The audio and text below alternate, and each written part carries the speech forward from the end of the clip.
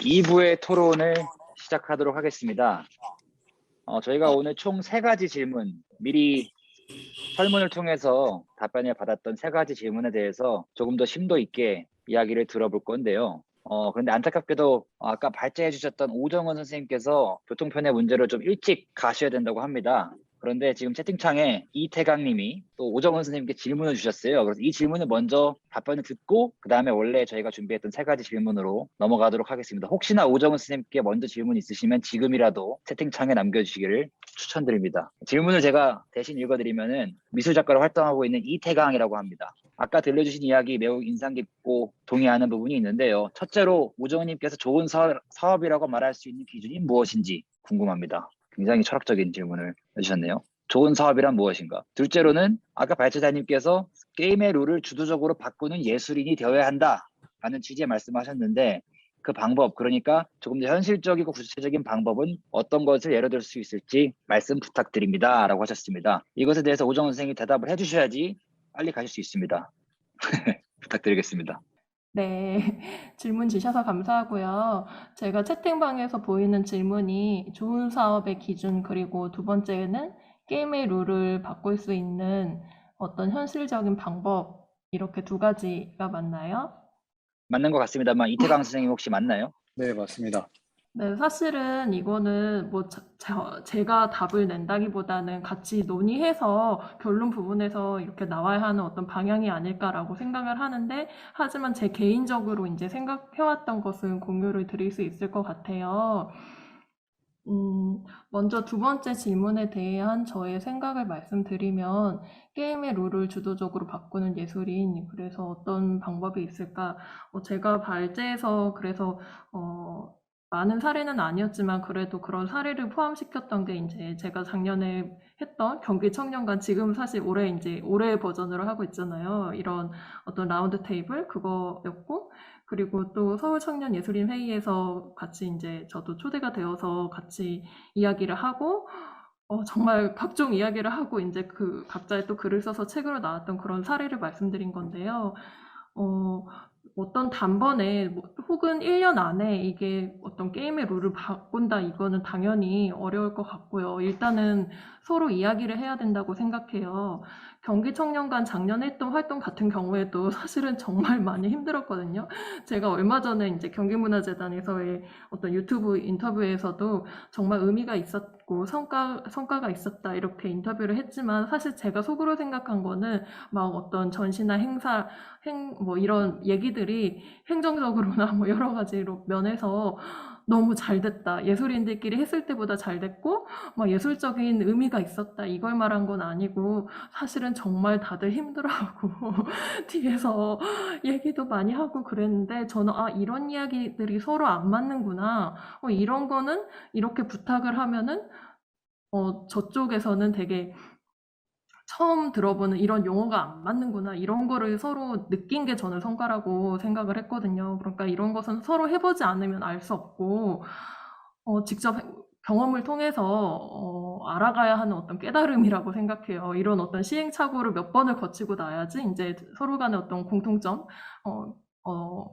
그런 것들이 통하고 해서 뭔가를 할 수 있다고 생각을 해서, 일단 제가 얘기하는 거는 제가 또 이제 비평 활동을 하고 있기도 하니까 뭐 담론 이런 말도 자주 쓰는데요. 어떤 담론을 위해서는 소위 말하는 어떤 아고라처럼 각종 이야기들이 서로 생산되는 그런 장이 필요하다고 생각해요. 그래서 저는 사실 재단에 좀 막 건의를 드리고 하는 건 이런 자리도 그렇고, 또는 어떤 웹진이라든지 그런 매체에 예술인들의 이야기를 직접 쓰고 할 수 있는 그런 자리를 많이 만들어 달라. 그러니까 필자의 다양성도 필요할 거고, 이런 라운드 테이블도 사실 어려운 자리는 아닌데 그동안 막 포럼 막 이렇게만 해서 성과 발표회라고 하면 예술인들은 객석에 주로 앉아있고 무대에는 주로 뭐 관계자, 전문가라고 하는 분들만 이렇게 이야기를 나누고 해서, 저는 그런 점에 대해서 이제 생각을 했고, 첫 번째 질문 주셨던 거, 좋은 사업에 대한 기준, 좋은 사업을 뭐라고 생각하냐에 따라서 다를 것 같은데 글쎄요. 이건 더 추상적인 어떤 그런 것 같네요. 이것도 어떤 한 방향에서 좋은 사업이다라고 말한다기보다는 또 입장 차이가 있지 않을까요? 저도 이제 뭐 예술인복지재단이나 또 다른 기관에서 일했을 때 직원으로서 보는 좋은 사업이 있을 것이고 예술인으로서 보는 또 좋은 사업이 있는데 이것도 PPT에서 잠깐 얘기를 드렸던 것 같아요. 뭐 아트체인지업이라든가 이런 코로나19 때문에 생긴 사업들을 말씀드리면서 이게 현실적으로 예술인을 위한 예술인의 코로나19 피해 때문에 생긴 지원 사업임에도 불구하고 실제로는 뭐 업체라든가 이런 데 많이 지원금이 가고 예술인은 막 행정하고 이런 거 저런 거 하고 나면은 경력 한 줄만 남는다고 말씀드렸잖아요. 그런 게 아니라 실제로 예술인에게 직접적으로 뭔가 도움이 되는 그런 사업이 좋은 사업일 거고 그 방향에 세부적인 방향에 대해서는 세부적으로 설계를 해야 된다고 생각합니다. 좋은 답변 감사합니다. 아무튼 오정원 선생님 이따가 사라지셔도 여러분들 너무 속상해하지 마시고요. 제가 느끼기에는 뭐 좋은 사업이라는 게 뭐 뭘지 어렵겠지만 단적으로는 이 사업이 끝났을 때 좋은 작품들이 나오는 사업이면 좋지 않나 싶어요. 근데 대부분의 경우에는 사업이 끝나면은 이제 서류 증빙만 남는 경우들이 많죠. 행정적인 그런 복잡함과 이런 것들 때문에 오히려 지치는 경우들이 많은데 게임의 룰을 주도하는 것도 결국에는 뭐 그런 부분에서 이게 예술인들이 청년 예술인들이 이용당하는 느낌이 드는 그런 것보다는 정말 능동적으로 이용할 수 있는 사업처럼 되면 좋지 않나라는 제 개인적인 생각을 말씀드리면서 저에 대해서 살짝 소개를 하자면은 아까 뭐 글을 쓰고 노래하는 사람이라고 했지만 저는 주로 서울에 있으면서 뭐 책이나 신문 칼럼을 쓰면서 밴드를 하고 있습니다. 그래서 다방면으로 예술 활동을 할 때 저도 이런 지원 사업 몇 번 대인 적도 많았었고 또 한 번 몇 번은 큰 도움을 얻은 적도 있었습니다. 특히 요새 코로나 시대에는 이런 지원 사업들이 정말 뭐 사막의 오아시스와도 같은 우리에게 그런 존재잖아요. 그래서 어떻게 하면 같이 우리가 공유를 해서 더 좋은 정책을 만들 수 있을까? 바로 이 자리가 말씀하시는 그 게임의 룰을 주도적으로 바꾸는 예술인이 되는 그런 자리가 아닌가라는 마음으로 일단 세 가지 질문 설문조사 결과를 봤는데요. 저는 동병상련의 마음으로써 이걸 보면서 공감을 했어요. 첫 번째 질문은 경기도의 청년 예술인을 위해 가장 시급하게 도입되어야 할 지원 사업에 대한 질문에서의 순위를 보겠습니다. 세 개를 고를 수 있었는데 1위가 바로 청년 예술인 대상 창작 지원 사업 확대입니다. 지원 사업 일단 너무 적다. 더 많아야 된다. 여기에 대해서 기본적으로 대부분 공감하시는 것 같고 그 다음은 장기 임대 예술 공간 지원 제도의 신설. 예술 공간의 지원 제도. 그러니까 그냥 지원 사업 전체가 많은 것도 중요하지만 장기 임대를 할 수 있는 예술 공간이 필요하다라는 것으로 제가 이해를 하겠습니다. 그리고 세 번째가 이제 예술 작품 유통 경로 및 판로 개척 지원. 그렇죠? 이 지원 사업으로 예술 작품을 만들어도 그러니까 대부분 예술가들이 만드는 건 잘해요. 근데 파는 건 못합니다. 이게 내가 만든 걸 나보고 팔라고 하면 또 낯이 뜨겁잖아요. 그래서 이런 것들에 대한 지원이 좀 있으면 좋겠다라는 거라고 생각을 하는데 여기에 대해서 참가하신 분들의 의견이나 그리고 혹시나 발제자분들이나 다른 분들께 질문이 있으시면은 덧붙여서 해주시면 좋겠습니다. 손을 드시면 제가 지명을 해드리면은 말씀하시면 될 것 같아요. 혹시 발언하실 분 있으신가요? 네, 고서영 연출님. 네. 저는 이거 창작 지원 사업에 대한 확대 관련해서 사실 이 청년의 기준이 저는 좀 되게 모호하다고 생각을 해요. 사실 39살까지 청년이라고 얘기하고, 그러니까 한 몇 년 전만 해도 이제 신진, 뭐, 이렇게 뭔가 구분이 좀 젖었던 것 같은데, 지금은 통으로 청년이라고 해버리니까, 사실 이번 지원 사업을 보면, 글쎄요, 이거 좀 이렇게 얘기하면 좀 그럴 수도 있겠지만, 분명 신진이 아니신 분들이 있는데, 약간 그런 부분에 약간 좀 의아점이 있더라고요. 그래서 이제 그분들도 더 간절하실 거고, 뭐 그런 거는 뭐 이해는 되지만, 그게 청년으로 묶어버리니, 과연 이게 맞을까? 저는 또 청년이라는 기준으로 잡는 게 저는 사실 조금 애매하다고 생각이 들거든요. 그러니까 아까 어떤 발제자분이 말씀을 하셨던 건데, 그러니까 20대 후반의 청년과 30대 초반의 청년이 어떻게 같을 수 있으며, 30대 중반의 청년이 어떻게 같을 수 있고, 30대 후반의 청년이 이게 어떻게 같이 묶일 수 있는 거가 좀 사실은 조금 되게 좀 의아스러워요. 그래서 물론 힘드시겠지만 이러한 기준들을 조금 더 명확히 나눠주시면 좀 더 좋지 않을까 하는 개인적인 의견입니다. 개인적인 의견. 네, 고소영님의 의견, 저도 몇 개 공감하는 바입니다. 청년이라는 말이 39세까지로 이제 딱 툭 치니까 어떤 유의미한 말이 되기보다는 오히려 모두가 청년이 되어버리는 게 아닌가. 물론 그렇다고 해서 40대 이상은 또 청년이 아니냐라고 하면 또 그것도 이상하잖아요. 요새는 60대도 청년이라 그러는데. 그래서 이 말씀이 사실 아까 채팅창에 나오는 이정현 님도 말씀하셨는데요. 연극 연출하시는 이정현 님이 신민준 발제자님께 질문을 하셨어요. 청년 예술관의 격차를 반영하는 형태의 사업이 필요하고 계급 차이, 경력 차이에 따라 차등을 줘야 한다고 말씀하셨는데 이것도 아까 말씀하신 고소영님 말씀하신 부분과 또 일맥상통하는 것 같습니다. 여기에 대해서 신민주 발제자님께서 짧게 좀 의견을 덧붙여 주시면 좋지 않을까 하네요. 어떻게 하면 좀 차등을 좀 주어서 유의미한 구분이 있는 지원 사업이 될 수 있을까요? 그냥 사례로 조금 얘기를 하면 아까 이제 도시문화랩이라고 하는 사업을 그냥 서울에서 하고 있는 걸 공유해 드렸었는데 그 사업 같은 경우에는 참여 기준이 만 29세까지예요. 그러니까 원래 청년에선 만 39세로 끊잖아요. 서울은 조례 때문에 34세가 아니라 39세에서 끊거든요. 그러다 보니까 29세까지 끊어서 어떻게 보면 한 번 더 나누는 거죠. 그리고 학생들까지 예술대 학생들까지 좀 열어놨으니까 실제 그 사업에 참여한 반절 정도가 대학생이었었거든요. 그래서 그런 것들이 좀 가능할 것 같고 그다음에 그거 외에도 서울에서는 사실 청년예술 정책이 아까 이제 세대 간의 갈등을 많이 유발했다 그랬잖아요.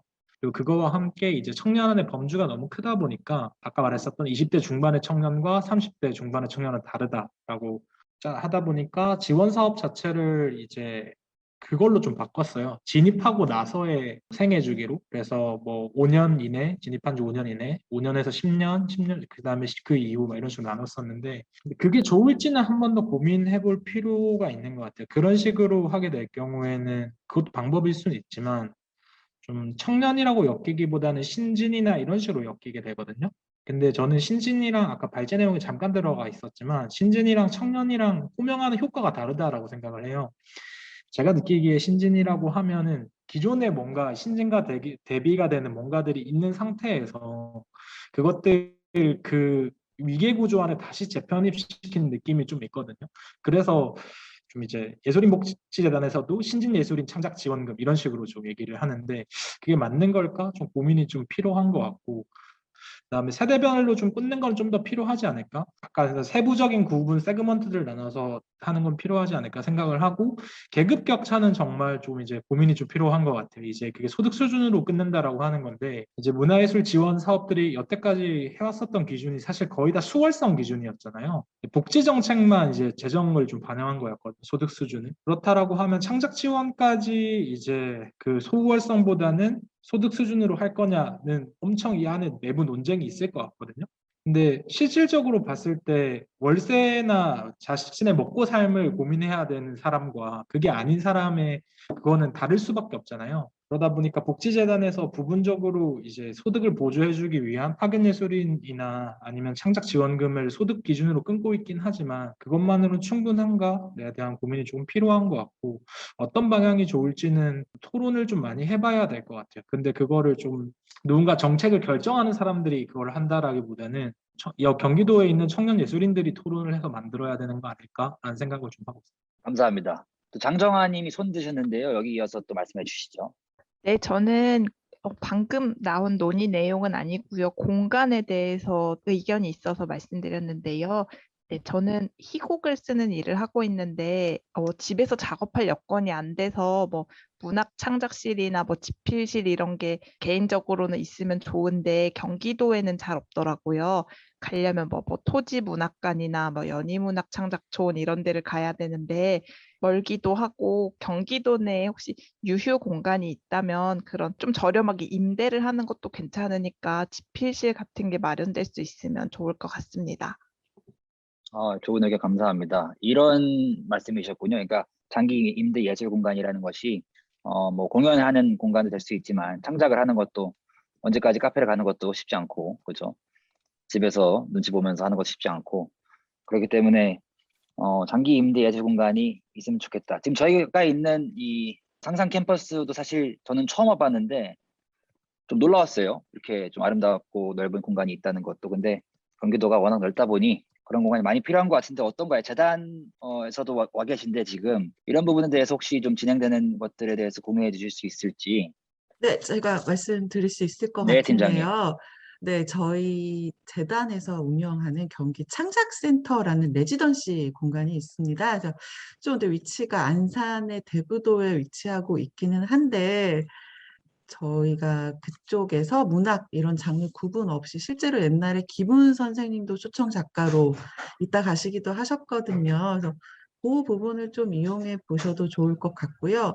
상상 캠퍼스 같은 경우는 창업 창직이라고 해서 조금 결이 다르기는 하거든요. 그래서 그쪽을 좀 이용해 주시면 좋고, 제가 얼마 전에 강원문화재단인가 어디 사례를 봤는데 그쪽에서는 그런 호텔들과 연계해서 말씀하신 장정환님 말씀하신 이런 문학 공간을 임차하는 이런 이벤트 그런 사업도 진행을 하는 예시가 있기는 하더라고요. 그래서 그런 부분이나 좀 다방면에서 고려해 보는 것도 좋을 것 같습니다. 네, 제가 강원도 사람인데 강원 작가의 방 그 사업 추천드립니다. 바닷가 가서 쓰실 수 있어요. 산이랑. 그 아까 말씀하셨던 그 신민준 선생님 말씀하셨던 것들에 대해서 얘기가 좀 이어졌으면 좋겠는데 이 가장 솔직히 좀 많은 관심이 집중되는 부분인 것 같습니다. 이 청년 창작 지원 사업을 어떻게 좀 촘촘하게 맺을 수 있을까? 제가 최근에 엄청난 상대적 박탈감을 느꼈는데 제 밴드가 양반들이라는 밴드인데 저 건반 치는 친구가 창작 지원금을 받았어요. 근데 얘만 받은 거예요. 5명 중에 얘만 받은 거예요. 그래서 어떻게 너만 받냐? 그때만 이제 나만 가난하다 막 이렇게 주장했는데 결국에는 근데 사실 나머지 4명이 덜 가난한 건 아니었거든요. 저희 상황이. 근데 결국에는 촘촘하게 엮여져 있지 않으면은 누군가는 못 받고 이런 상황이 생기는 것 같아요. 그래서 결국에는 이런 다양한 기준을 갖고 있는 다양한 사업들이 많아져서 이 망이 좀 촘촘해져서 빠지는 사람이 없으면 좋겠다라는 생각이 좀 드네요. 그 이름을 어떻게 청년을 몇 세까지 하고 이런 것들은 사실 언제까지 다 자기적일 수밖에 없잖아요. 근데 그 자기적인 게 좀 많으면은 그래도 하나는 받지 않을까라는 생각을 하면서 혹시 다른 또 이 질문에 대해서 의견 있으신 분 있으신가요? 추가로 보충하면 네네. 활동가여서 그런지 모르겠는데 기본적으로 이제 그 재정 자체가 많이 없는 게 문제인 것 같거든요. 그 복지라고 하는 게 복지라는 사업을 운영하는데 사실 재정 규모가 별로 안 커요. 복지 사업이라 그러다 보니까 예술가들을 위한 복지 사업이 사실 그렇게 많지가 않은 거잖아요.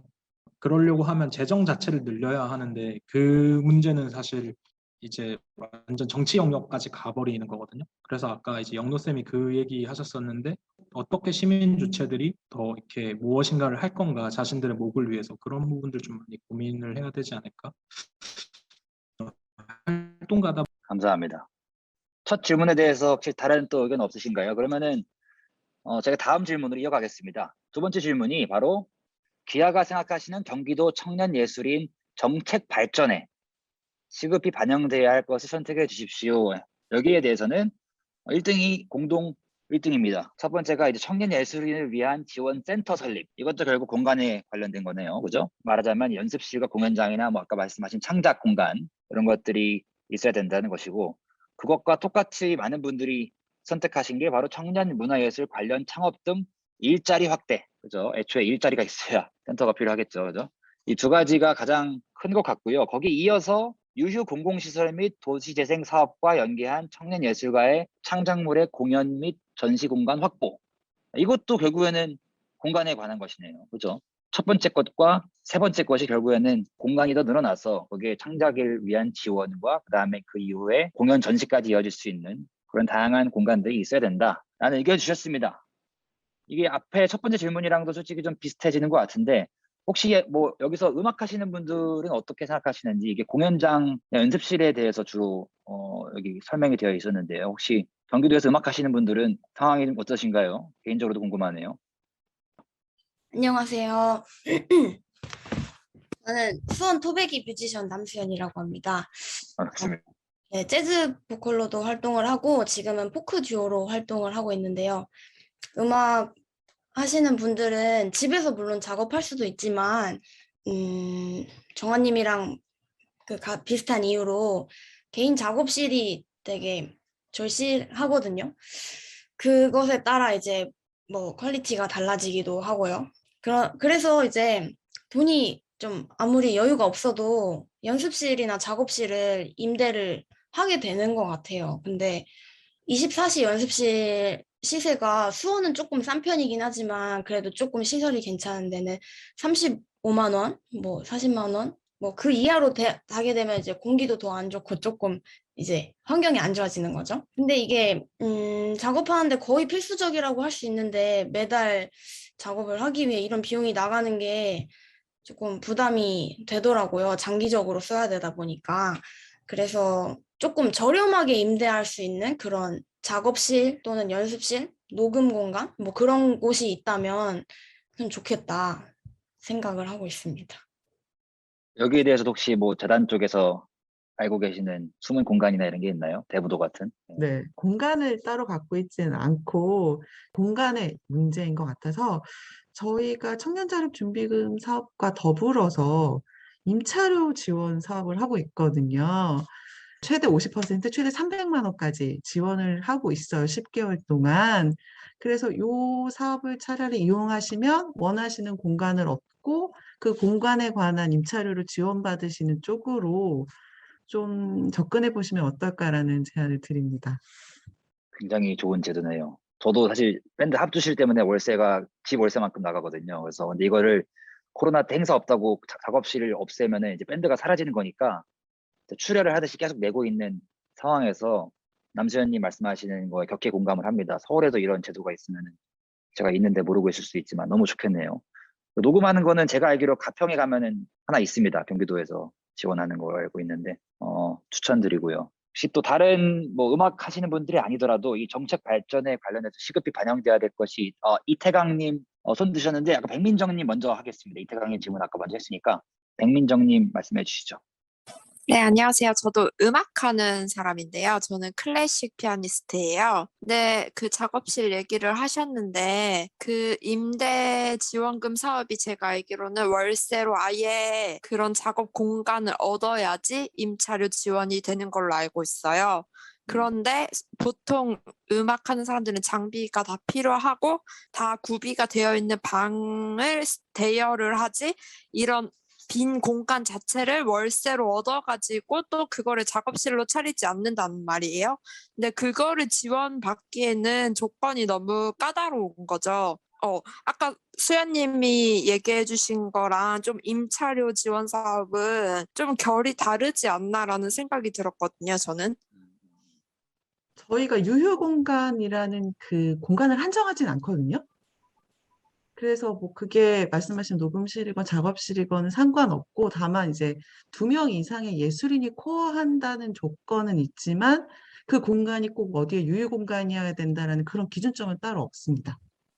근데 그게 아마 월세 계약이나 그런 임대차 계약을 예술인 본인이 해야 하는 걸로 알고 있어요. 맞죠? 네, 그게 법적으로 임대차 네. 계약을 한 사람의 조건이 있습니다. 그거는 맞습니다. 네, 근데 그런 거에서 저희 음악하는 사람들은 사실 모든 악기나 이런 시설들이 갖춰진 스튜디오를 대여하기 때문에 그런 임대차 계약을 하기가 어려운 게 현실이라는 거죠. 네, 그것도 어떤 말씀인지 이해할 것 그런 걸 같습니다. 네네. 말씀드리고 네, 싶었어요. 네, 알겠습니다. 정확한 지적을 해주셨는데 저도 사실 월세 부담도 있지만 그 월세 내기 전까지 보증금 마련하고 앰프 사고 뭐 스피커 사고 마이크 사고 하다 그 돈이 훨씬 많이 들잖아요, 사실. 근데 그거를 애초에 하는 것까지가 이제 힘든 거니까 그런 것들 공유할 수 있는 공간들이 곳곳에 있으면 좋겠다라는 말씀을 해주신 것 같습니다. 손든 분들이 많은데 순서대로 제가 하겠습니다. 이태강님 먼저 말씀해 주시죠. 저는 시각예술이다 보니까 작업 공간도 물론 중요하지만 그 작업을 발표할 수 있는 공간에 대해 관심이 좀 있거든요. 근데 저희 입장에서는 아무래도 접근성이 조금 유리한 지역이 우선순위가 되었으면 하는 바람이 있는데 그런 공간을 공공의 기관에서 이미 가지고 있거나 하는 경우가 없기도 하고 그래서 혹시 이런 그 전시를 할 수 있는 공간을 그러니까 예술인들에게 지원하는 게 아니라 공간에 지원을 해서 그 공간을 예술인들이 사용할 수 있는 지원금을 받고 사용할 수 있는 그런 방식의 사업이 좀 늘어났으면 하는 바람이 있고요. 그리고 하나 더는 요즘에 아무래도 전시가 온라인이나 비대면으로 많이 전환이 되다 보니까 물론 실제 현장에서 전시를 보면 가장 좋지만 현장에 방문하지 못하는 경우에 VR 전시를 활용하는 경우가 지금 굉장히 높아지고 있잖아요. 그래서 작가 입장에서는 저는 이제 전시를 했을 때 특히 미술관에서는 VR을 남겨주는데 개인이 VR 전시를 자료를 남기거나 하는 거가 좀 부담스러운 게 있거든요. 그래서 혹시 재단의 지원을 받는 혹은 재단이 지원을 하는 공간에서 전시를 하게 될 경우에 그런 VR 자료를 남길 수 있는 곳과 저렴하게 연결을 해주거나 아니면 지원하는 사업이 있으면 어떨까 하는 생각을 이번에 청년관 준비하면서 좀 생각을 했습니다. 네, 감사합니다. 그럼 이어서 고사영님. 저 아까 제 소개 안 돼. 저 연출하는 사람입니다. 근데 이제 제가 그 두 번째 질문을 했을 때 제가 사실 좀 원래 답변하기가 애매했던 지점이 일자리 창출이었어요. 근데 저희 연출가한테 일자리 창출이라고 함은 공연을 올리는 거거든요. 근데 그 전제는 돈이 있어야 한다는 거예요. 뭐 한 개인 연출가가 정말 부자가 아닌 이상 결국엔 지원금의 맹목적일 수밖에 없는 건데 그러면 만약에 이런 것 때문에 저희들은 일자리 창출이가 하면 무엇이지? 그러니까 아예 해당 사항이 없다라고 생각을 했는데 좀 오늘 들으면서 느꼈던 게 물론 이제 각 이제 문화재단에서 뭐 초청 공연이나 이런 것들을 하실 때 물론 좋은 공연들을 하고 관객들한테 판매를 해야 되기 때문에 좋은 공연들을 이게 초청하는 것도 좋지만 이제 청년 이제 예술가들이 청년 연출가들이 기획해서 하는 그런 공연들도 좀 초청할 수 있는 그런 좀 제도도 좀 있으면 좋지 않을까.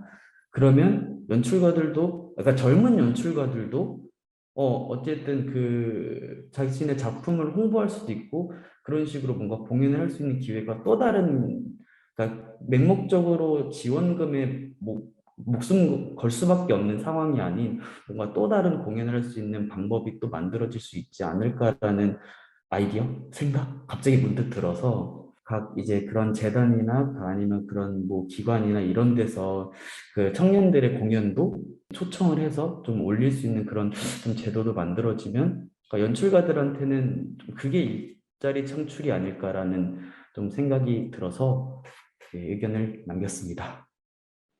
감사합니다. 이어서 박주환님 말씀해 주시죠. 네, 안녕하세요. 저는 작곡가 박주하고요.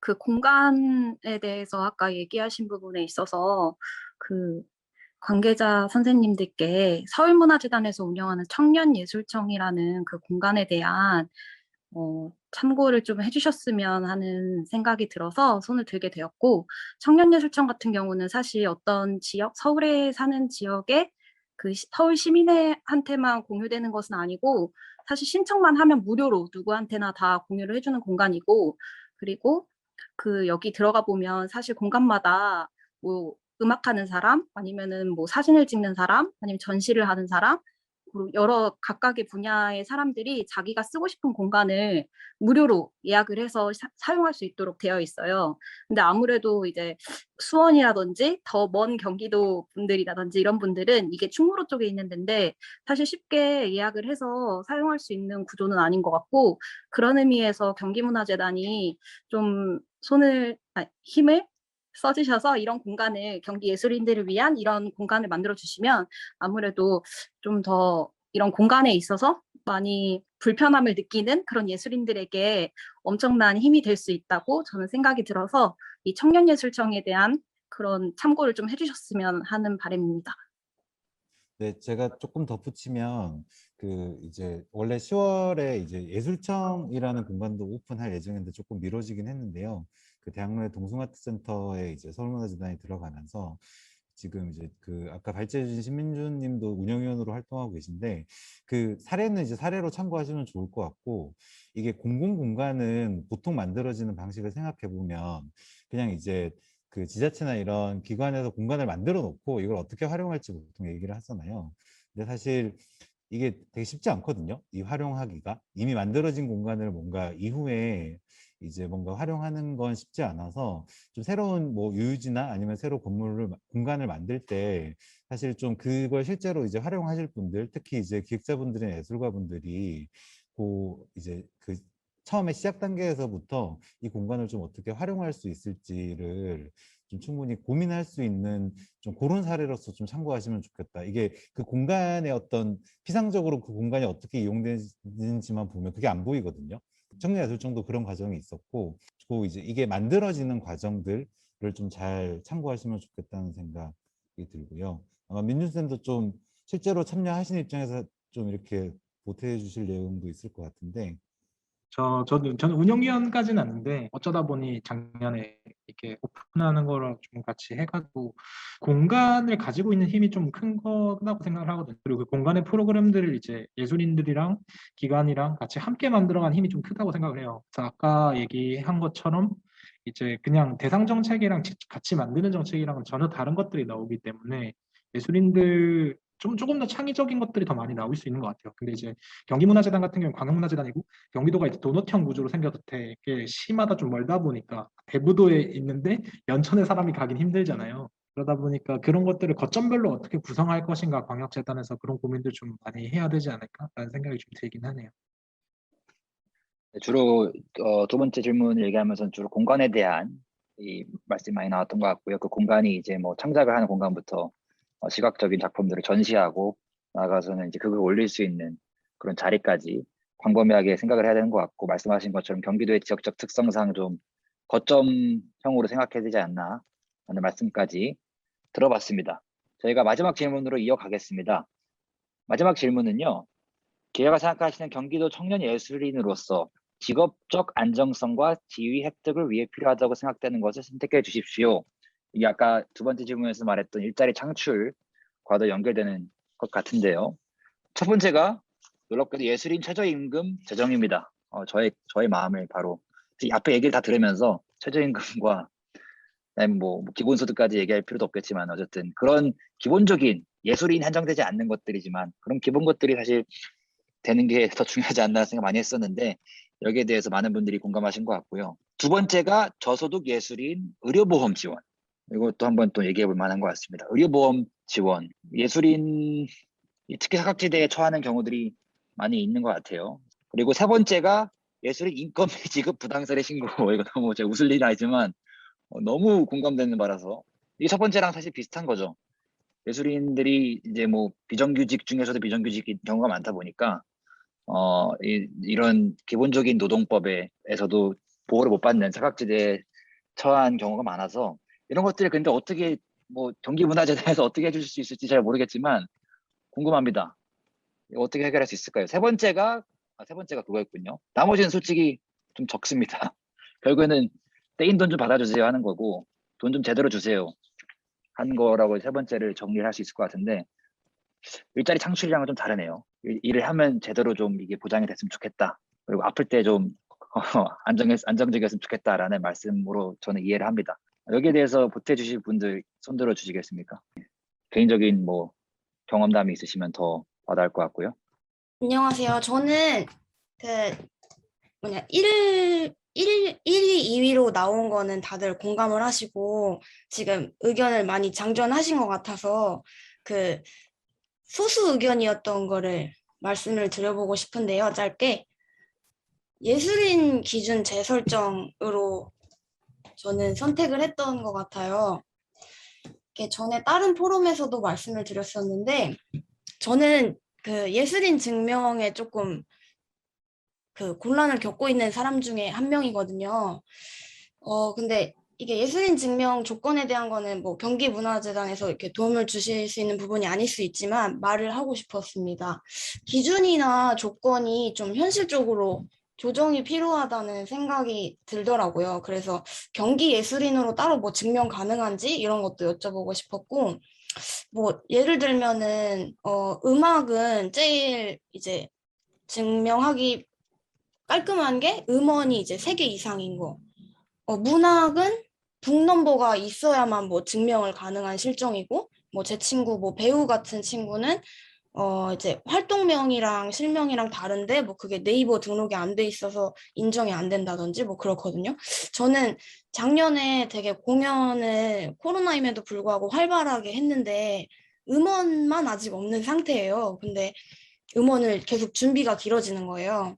예술인 증명을 하고 싶은데 포스터를 다 제출을 했는데도 그 포스터에 팀명만 있고 괄호치고 실명이 없기 때문에 그 사진은 분명히 제 얼굴이고 한데도 이게 본인인 것을 인정을 못 해줍니다. 이렇게 하더라고요. 공연 엄청 많이 제출했는데 근데 포스터에 보통 팀명만 들어가지 팀명 괄호치고 팀원 명들이 다 들어가지 않잖아요. 그래서 되게 안타까웠는데 이런 기준이나 조건들이 조금 현실을 반영해서 좀 구체화되거나 좀 완화되거나 하면 좋겠다는 생각이 들더라고요.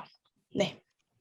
저도 이 얘기 들으면서 제가 답답해지는 마음이었는데요. 이런 예술인의 기준, 재설정에 대해서 말씀해 주셨고, 경기문화재단 박슬기 팀장님께서 그 앞에 이제 인건비 부당 사례, 떼인 돈, 혹시 이런 것들에 경험담이 있으신 분들이 분명히 있으신 것 같아요. 근데 아무도 얘기를 안 하는 거 보니 되게 좀 예민할 수도 있고 민감할 수도 있는 사안인 것 같은데, 이런 부분에 대해서 지금이 기회입니다.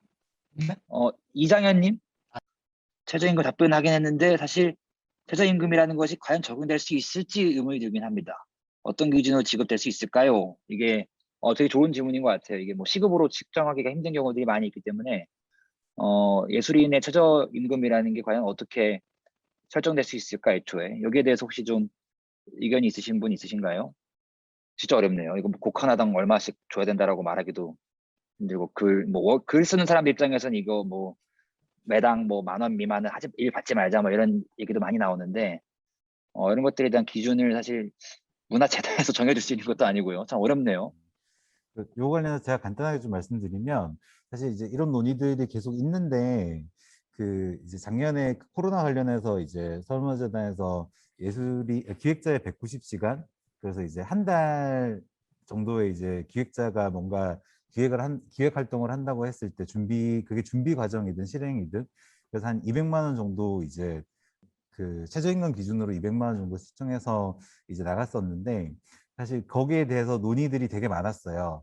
이제 이게 이 기획자의 노동을 좀 어떻게 볼 거냐에서 사실 되게 많은 논의가 있었는데 그러니까 저는 개인적으로 좀 참고할 만한 건 보통 연구 사업들은 이렇게 그 연구자의 어떤 연구 실적이나 어떤 경력이나 이런 거에 따라서 사실 이게 급수에 따라서 시간당 그러니까 그 시급이라든지 일비라든지 이런 게 다 책정되어 있거든요. 그게 완벽하지 않을 수 있지만 좀 예술가나 기획자분들도 좀 그렇게 뭐 경력이라든지 아니면 좀 뭐 이렇게 그걸 뭐 급수로 나누는 게 좀 애매할 수 있지만 어쨌든 아무것도 없는 상태에서는 좀 참고해서 한번 생각해 볼 수 있지 않을까라는 생각을 가지고 있습니다. 네, 이태강님 말씀해 주시죠. 손 드셨는데요, 아까.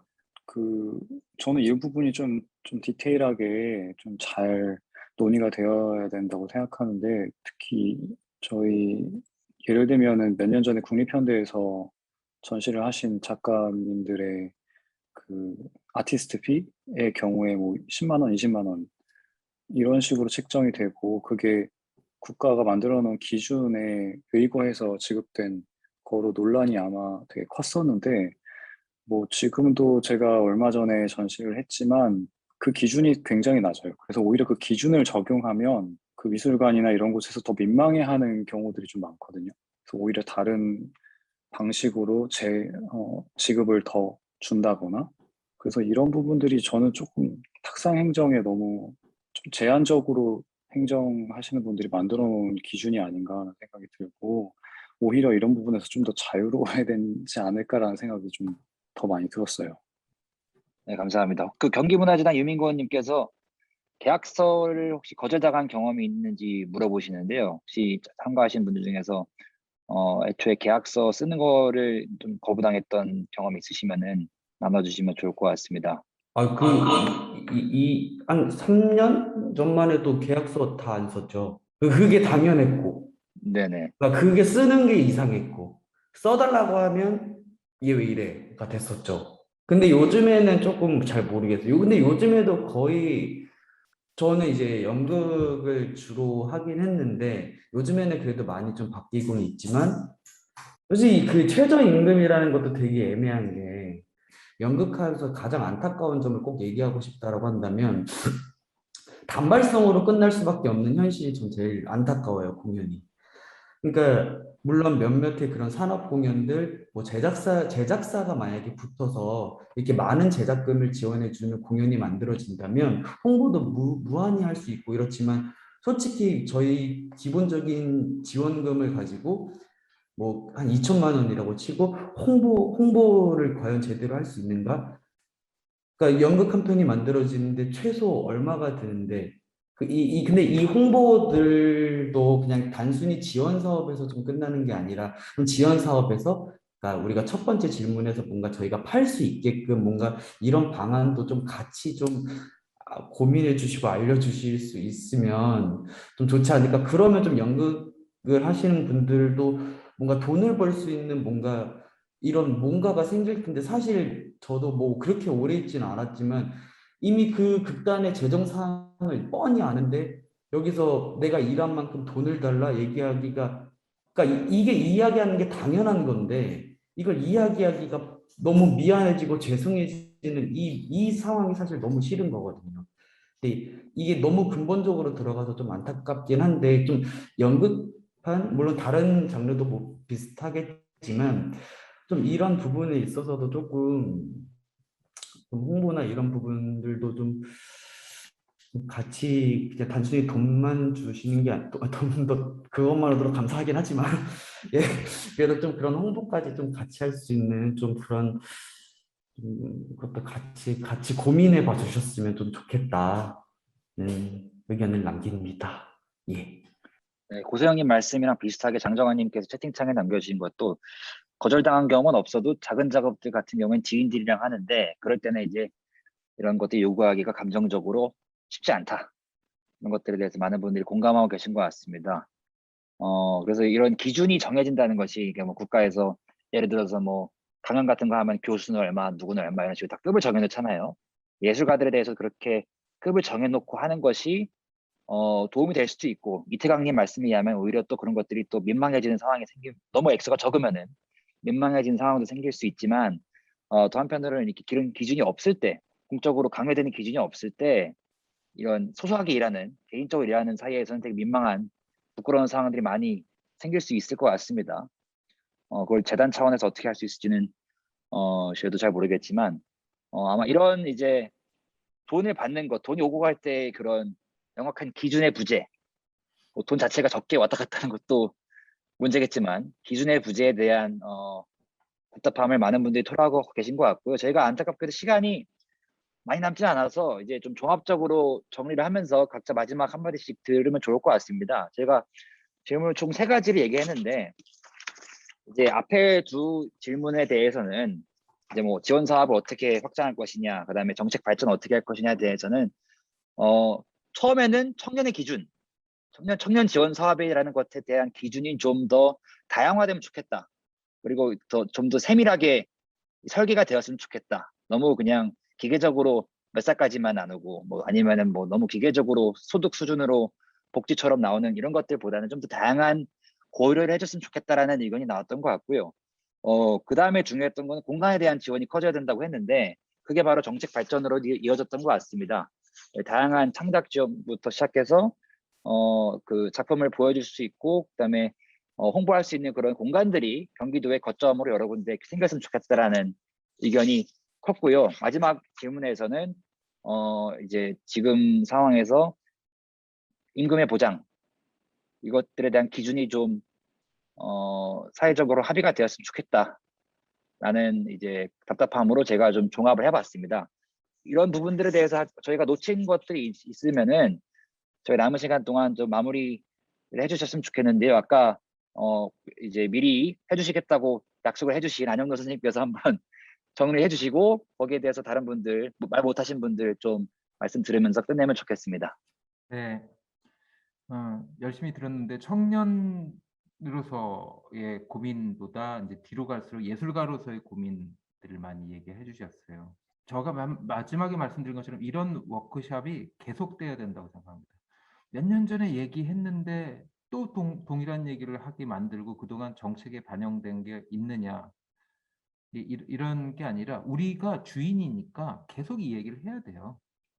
하루아침에 풀릴 문제가 아니다. 이런 것들이요. 그런 면에서 저도 오랜만에 역사에 반복되는 정말 5년 전에 박도빈 선생님을 만났을 때, 곧 5, 6년 전에 들었던 얘기, 또 한 3, 4년 전에 신민준 선생님을 만났을 때 들었던 얘기, 그런 것들을 다시 들으면서 발전이 없는 게 아니라 이런 논의가 훨씬 더 보편적인 게 됐구나, 그래 느꼈습니다. 청년에 대한 이야기 할 때보다 임금에 관한 이야기, 보수에 대한 이야기 할 때 아직 충분한 정보를 못했구나. 더 다양하고 충분한 정보를 브리핑 받으면 이 문제가 얼마나 복잡한 건지, 전 국민 대상으로 하는 세금 쓰기 중에서 얼마나 형평의 문제가 복잡한 건지를 놓고 그 안에서 얘기를 할 텐데, 그러면 훨씬 힘있게 얘기할 수 있는 것 같거든요. 여러분들이 생각하는 것처럼 그래 호락호락한 문제가 아닙니다. 이 뉘앙스가 아니에요. 여러분들이 시민으로서 이걸 알고 나면 예술인들이 굉장히 중요한 역할을 한다는 것을 다른 방식으로 우리가 논의하고 설득할 필요가 있겠구나라고 생각되면서, 저도 여러분들도 뜻하지 않은 선한 결과를 만들어낼 수 있다고 생각돼요. 그런 것들을 위해서 더 대화를 반복적으로 할 수밖에 없다고 생각합니다. 청년 기준에 대해서는 더 말씀드릴 것이 없어요. 여러분들도 언젠가는 나이가 들 것이고, 지금 하고 있는 풍부한 논의들을 정부가 부를 때 하지 말고 여러분들이 직접 하는 자리를 가지실 수밖에 없다고 생각합니다. 홍대 앞이 만들어질 때 관이랑 전혀 상대를 하지 않아서 만들어냈었거든요. 그래서 여러분들이 지금 그걸 하고 있다고 느껴지고, 신민준 님이 몇 년 전부터 하던 청년 예술인들, 대학인 예술인들의 네트워크를 지켜보면서 막 기대도 많이 하고 그랬던 게 떠오릅니다. 뭐 기획자 모임을 박도빈 선생님이 그렇게 만들어 가는 거, 또 이제 전범선 선생님이 홍대 앞에서 이제 그렇게 하는 거 다 같은 맥락일 거예요. 경기도에는 더 훌륭한 예술가들이 많고요. 청년 예술가들이. 공간은요, 사실은 정부가 땅을 안 내놓는다, 기초지자체가 땅을 안 내놓는다가 아니라 우리 기획의 문제입니다. 어떻게 하면 되냐면은, 지금 경기도랑 경기도 문화재단이 새로 정책을 짤 때, 정책이라고 했죠.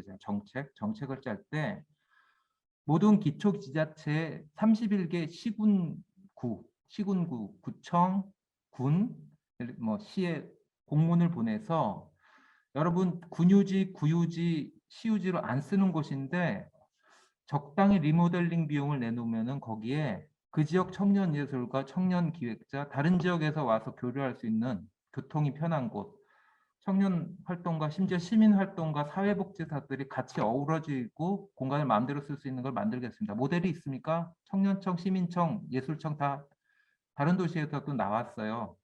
그렇게 해서 공모를 받아서 공간을 공유제 경영을 할 수 있는 공간, 커먼즈를 만드는 방법을 짜면 좋겠어요. 이런 아이디어가 분명히 여러분들 청년들이나 기획자들이나 예술가들이나 사회혁신가들이나 사회적 기업가들 모임에 가면은 나와요. 그러니까 사업 자체를 우리가 공간을 달라고 하는 게 아니라, 공간이 아무리 있어도 좋은 수요가 필요하잖아요. 우리가 공급해주러 들어간다. 우리가 공급해주러 들어간다라고 공급자를 바꾸는 거죠. 공간을 공급해 주세요가 아니라 우리가 공간에 들어갈 휴먼웨어, 소프트웨어를 공급하겠다. 하드웨어 달라가 아니라 그 관점으로 가셔야 된다고 생각합니다. 이제 이런 방향의 논의들이 몇십 년간 있었던 거예요, 사실은. 안 뚫렸다가 아니라요, 행정이 혁신을 해야 됩니다. 사실 사법부 혁신하고 행정부 혁신하고 뭐 입법부 혁신하고 언론 혁신하고 이런 얘기들이 시민이 제일 잘하고 있어요, 시민이. 그 혁신을 누가 만드냐? 주인인 시민들이 해야 되는 거죠. 근데 여러분들이 오늘 공공정책을 얘기할 때는 청년이기도 하고 예술가이기도 하고 하지만 주인인 시민이기 때문에 공간에 대해서는 그런 걸 요청하시면 좋을 것 같아요. 아까 이제 답변 안 한 그 임금에 대한 부분을 좀 말씀드리자면요. 여러분들한테 가장 필요한 거는, 예술이나 기획자로 활동했던 제 경험으로 볼 때 유통과 영업과 서비스예요. 여러분들이 음반을 제작하는 지원보다 그 음반을 팔릴 수 있도록 알리게 하는 그 끝점 유통, 엔드 유저들에게 다가가는 유통을 더 도와줘야 돼요. 너무너무 좋은 작품을 많이 만드는데 한국 사람들이 그게 어디 가서든 공짜로든 유상으로든 쓰여야 되거든요. 알려지든지 구매되든지. 그걸 저는 ROSAS라고 많이 가르쳤어요. 알게 하고, 오게 하고, 사게 하고, 쓰게 하고. 이런 거를 충분히 도와줄 수 있는 사람들이 많거든요. 청년 기획자들, 청년 마케터들이 그런 일을 한다면은 청년 문화가 발전하겠죠. 그래서 공간도 중요한데 사실 공간에 여러분이 들어가서 제조하고 공급하는 것보다는 여러분들이 만든 걸 가치 있게 판매하고 전파하고 어디 가서 무상으로나 공익적으로라도 쓰일 수 있게 해주려면 그런 동료들을 많이 만나야 됩니다. 그래서 한국에서 문화기획자라는 말씀, 그 여러분들 어떤 파트너들과 같이 하는 작업이 참 중요하고 여러분 스스로도 예술가인 동시에 예술기획자나 뭐 문화기획자로서 이제 고민을 하는 게 그런 거죠. 자기 작품을 어떻게 제작, 연출하고 작품을 개발하는 기획이 아니라 이게 사람들한테 유익하게 쓰이도록 퍼지게 하는 그 작업은 예술기획자라고 하지 않고 문화기획자라고 20, 30년 넘게 우리가 써온 그 언어의 전통이 있어요. 같이 작업하거나 여러분들이 그런 식으로 생각을 하시고 있다고 생각합니다. 예술가 임금 문제는요. 원래 예술위원회에서는 여러분 제작비의 일정 부분을 지원합니다. 제작비에. 그런데 기획된 사업을 만들면서 예술가들이 활동할 무대를 넓혀줬어요. 예술 강사 제도도 만들고 우리나라만 그런 건 아니니까 선진국들 다 그랬죠. 근데 기획된 사업을 하면서 여러분들이 예술가인 동시에 자기 사업의 기획자가 되는 겁니다. 그럴 때 이제 친구 기획자를 부르면 여러분들이 예술가인 여러분이 동료 예술가를 부를 때 인건비를 책정해 줘야 돼요. 기획자인 여러분이 친구 예술가를 부를 때. 그렇죠. 그 부분이 모자란 겁니다. 그래서 아까 우리 신민준 선생님도 올렸고 또 예전에 박도빈 선생이 참여했던 그 어떤 모임 같은 데서도 나온 걸로 아는데 그 표준임금 단가제, 그러니까 학술 연구 용역에서 하는 것처럼 그런 걸 책정하자라는 논의가 문화기획자들 사이에서 나왔어요. 여러분 세대 청년 문화기획자들. 우리 세대 때 못했던 얘기입니다. 훌륭한 거죠. 그걸 구현하기 위해서 나가야 되는데 그러려면 여러분들이 예술가 외에도 마케터, 대기업 종사자, 사회복지사 이렇게 횡간으로 여러분 영역 안에서만 얘기하지 말고 이질적인 존재들이랑 얘기하면서 표준임금 단가를 책정하는 게 얼마나 복잡한 문제인지도 좀 알고 예술가들도 그걸 처리하려면 연구자들처럼 학술 연구자들처럼 예술자들은 어떻게 하는지 혹시 공업 기술자들은 이런 게 돼 있는지 디자인, 건설업 이런데 그런 걸 보면서 그 정당성을 확보해 나가는 재미있는 즐길 만한 연구를 해야 됩니다. 실험실, 랩을 짜셔야 되는 거죠. 지금 그런 거를 짠다고 아까 이제 뭐 문화 도시 랩, 뭐 청년 예술 랩 이런 것들이 나오는 거 아닐까요? 거기서 이걸 다뤄주세요. 다뤄주시고 아직 열어놓고 우리가 너무 배고픈데 다른 곳은 어떻게 하는지 좀 더 보자. 그렇게 가셔도 된다고 생각합니다. 마지막으로 자유계약자, 프리 에이전트라고 불러요.